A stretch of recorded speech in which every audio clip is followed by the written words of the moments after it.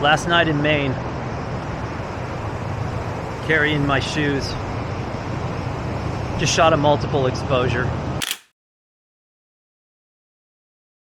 It's gorgeous. We finally get a night of absolute gorgeous sunset.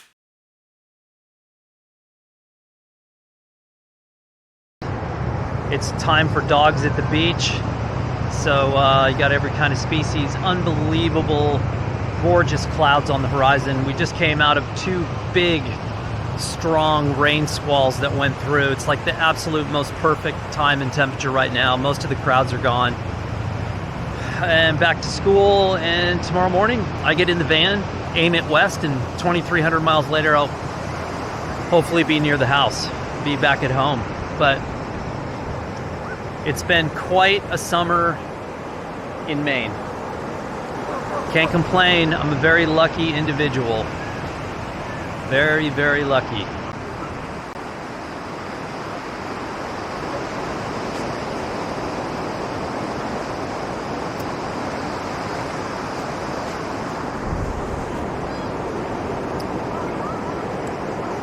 Shooting multiples here.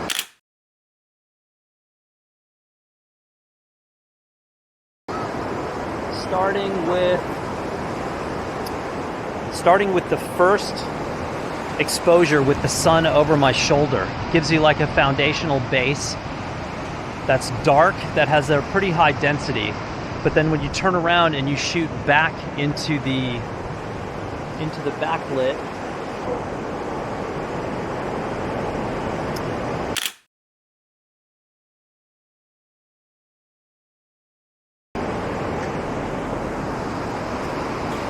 wanted to get a what's up, bud? What's up? How are you? Yep, the dog came to investigate. Doing a little multiples. Yeah, sometimes this camera, when you're doing multiples, the first image remains in the viewfinder, and then you have to press the button. Long story, you'll figure it out. Anyway, sometimes the button, I don't know, maybe it's filled with sand. Sometimes the button works, sometimes it doesn't. Man, right now the backlit on the beach is actually off the chart. Oh, this reminds me of some of the work that I've seen for some reason, makes me feel like India. Looks like some images I've seen from India. I'm not saying these are good. But man, is it fun to shoot in this light.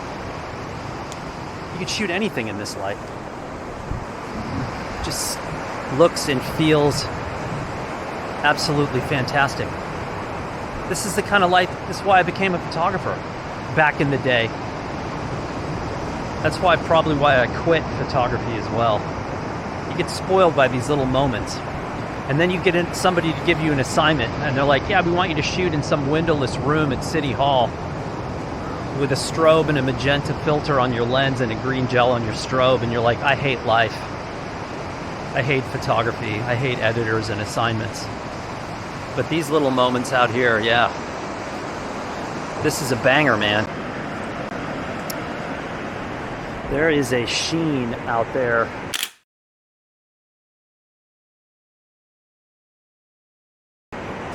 Absolutely gorgeous backlit sheen. Sometimes with these multis, you can go too far, too fast. Like sometimes it's better, even though these cameras will shoot up to 9 frames on one multiple exposure, oftentimes you're better off with just 2 frames, 3 maximum. Because man, these scenes are, that is just gorgeous light. I gotta shoot one straight.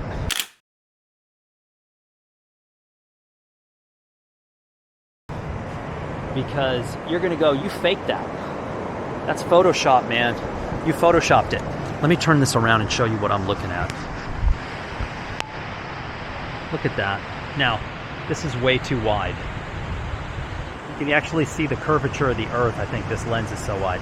But that is called amazing backlit conditions. And you see all those people out there on the beach? I can't put my finger out there because I'm holding my shoes. Hang on, hold the phone.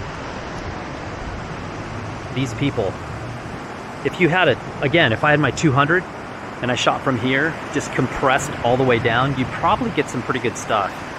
But even with the 35, if you can get somebody relatively close in the foreground and stack it up, it just looks absolutely gorgeous.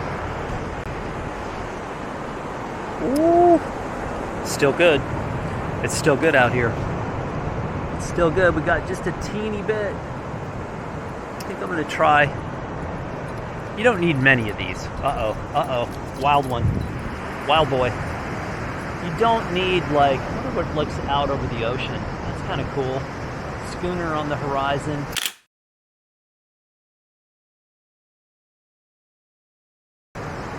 You don't need a lot of these multiples.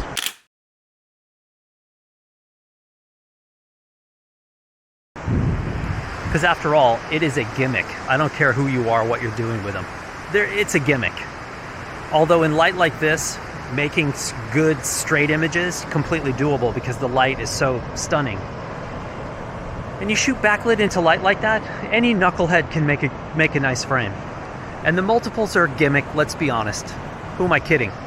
But I actually really like them. And by the way, I was mocking up some today. These multiples exposures, they print just gloriously.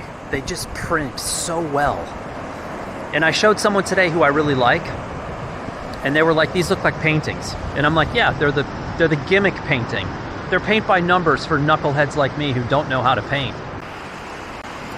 And just like that, it's gone, baby. Just like Casey Affleck, gone, baby, gone. Was that Casey Affleck or his brother? I don't know, one of the Affleck hacks. Yeah, it's gone. You just get those couple of minutes, your heart rate picks up. You're like, this is why I'm a photographer. I don't know. Then you get emotional and you end up making a site like through the lens, vision, quest, whatever. You know what I'm talking about. You know those sites. Vision, through, eyes, hope, soul, whatever, photography.org. That's what happens. God, this is good. Why don't I have my 200? Probably because I just ate fried food. I feel like I'm going to throw up. Kind of. I probably should throw up. Oh, why did I eat fried food? I ate the fried food because it was the last night in Maine. And I got peer pressured. I got beaten down. Oh, Dan, get some fried food. It's our last chance to have fried food. God, if you could see the light right now coming off the water. Why are we showing me right now?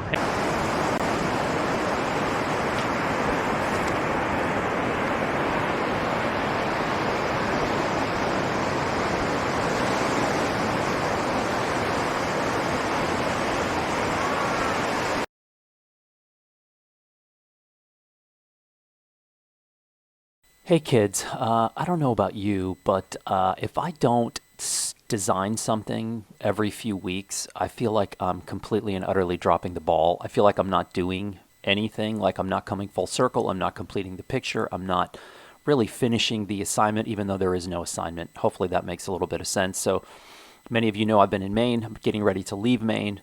I've been pretty busy while I'm here, both with work stuff and also with personal stuff, just trying to be out and about doing as much as possible. But I am going out of my mind, not designing anything. So I'm just sitting here mocking up a few things. This is not going to be perfect, but just some ideas here about what I do. Like this multiple exposure. I'm going to hit the auto image adjust just for fun to see. It's probably going to make it not too bad. Let me see what that looks like off. It's a little flat off. I'm going to go with the contrastier version just for now. I kind of like this image. And if I go to preview just to have a look at it. Yeah, I mean, it's interesting. You can see the coastline in the background in the second exposure, the foreground in the third exposure, the flowers are the first exposure. But I like it. It's probably too small. These are just web-size files. So again, I'm just playing around here because I can't stand myself. The color in there that I'm digging is yellow. I'm digging the yellow. I do, let's see here, yellow, black, no, let's go yellow, apply. I'm going to do Dog Days. This, again, not the real title. What if I go to like 144, maybe a little larger, 180. I'm going to center it. Got yellow, Dog Days. See how that looks? Meaning Dog Days of Summer. I kind of like it. It's still legible over the busy background, but I like that. I could do a little tweaking here. Could go -4. No. I'm going to go back to -3 here. I think that looks about right. Let me think about that. Actually, I'm going to add one more thing down here across the bottom. Maybe this is that's too big. It's defaulting back to the size that I was using at the top, which is both good and bad. I'm going to go put my name down here and see if it's too distracting. Is that too distracting? Let me center that.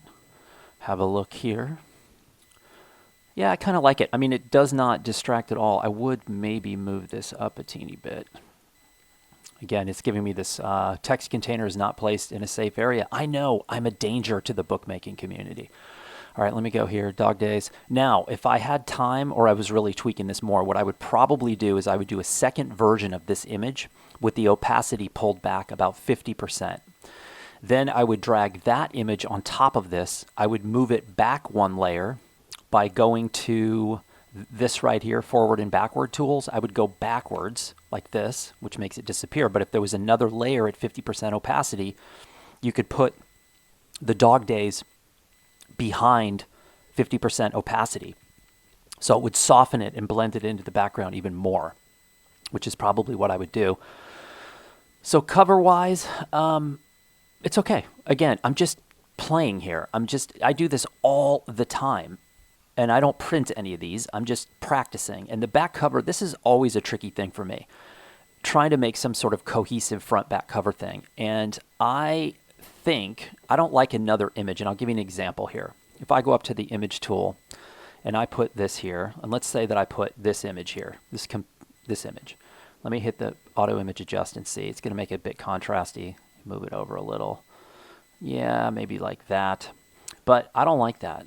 That's a bit, it's passable, but it's also competing in a major way. So I'm not super happy with that.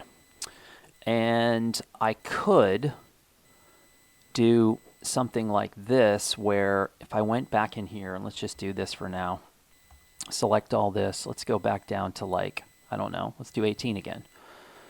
And let's see, I'm going to select all, I'm going to copy it, and then I'm going to hit paste. And I'm just going to paste all this in like this. Then I'm going to hit select all, copy, just to do this, and then hit V. Fill that up. What does it look like if it's just copy in there? Kind of interesting. Maybe. I think I like it better than having an image in there. I don't like the competing images. But what I could do is I could do this. Let me do this. And then let me drag this in here. Okay, I'm going to go back and I'm going to hit the image enhance because it's smaller, so I want a little bit more contrast, a little bit more pop. So if I line that up dead center, I could do that. Have a look-see. Yeah, I like it a little higher. It's also too big. I'm going to go smaller. Move it over here. Now it feels a bit lost. Let me have a look at that. Feels a bit lost. Yeah, that's not. There's something interesting. What if I go even smaller and then I put it in the middle of the dog? Let me do that. What happens now? Oh my God, look at that. Not going to be perfect right off the bat. Will it get lost? I don't know. I kind of like that. Book designers probably rolling over in their grave right now. They're probably just jumping, laying down in traffic. I don't know. This I'm kind of liking. The front cover I kind of like. Back cover needs work. But again, just playing. That's all I'm saying. All I'm saying is I'm just playing. Anyway, I don't know if you're like me and you do this all the time, I will do this, and then I will mock up something using this image and something using this image just for fun. But anyway, I do this all the time. I think this is really helpful as a photographer because it forces you to apply critical thought to your work. What works as a cover image, what doesn't? How do images pair together? That is the master class that bookmaking offers, that if you're a photographer and you're serious about your photography and you're not doing this, again, I'm not even going to print this. But the exercise of going through this is basically critical for me to understand what I have and don't have as a photographer and how those images relate together. I am not a photographer who puts things into the digital space. I am somebody who obsesses about the physical space, the print space, and always have, and most likely, damn it, I probably always will.